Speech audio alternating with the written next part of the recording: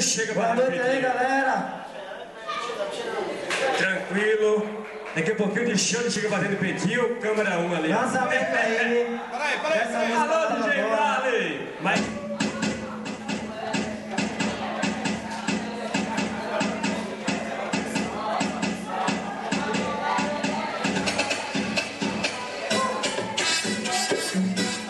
Eu começo mais ou menos assim, lançamento da Roda de Fogo. Se liga, rapaziada, no que eu vou te falar. Vou matar o papo reto, então batida, respeita. Vou falar de Roda de Fogo, eu vou dizer como é que é. É pena número 1, paraíso de mulher. Então, rapaziada, pegue logo sua musa, porque se você não pegar, vai ficar sem nenhum. Então se liga aí, galera, que só tem a mulherão. Se você tivesse aeroporto, só pousava avião. Quando pegar a sua música, então venha muito cuidado, porque aqui só tem princesa, aqui não tem carro. Mas quando eu chego nos bares, elas dançam todo. Então se você quiser se divertir, entre logo não vai embora, porque em Roda de Fogo você não fica paradão.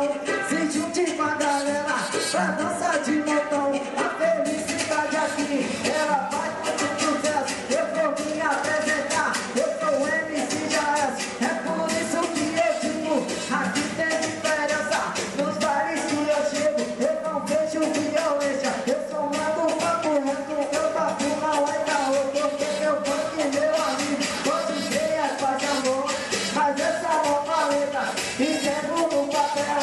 Eu mando um alô para meu parceiro Joel. Eu mando essa letra pra meu país inteiro. Mas eu não posso esquecer, é do bonde do solteiro. E na continuação, ela é continental. O clima de Pernambuco pode ver é tropical. Então chega mais meninas, eu não vou ficar sozinho. Eu necessito de amor e também muito carinho.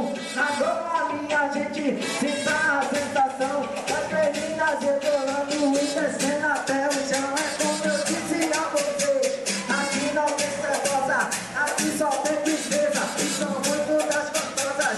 Agora minha gente, sinta a sensação quando ela rebola e deixa dentro do chão.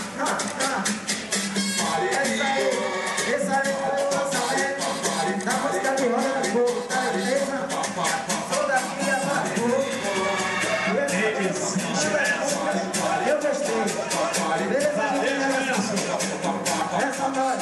Tranquilo. Valeu. Daqui a pouquinho que mais MC, vai Conexão Recife. Beleza? E a festa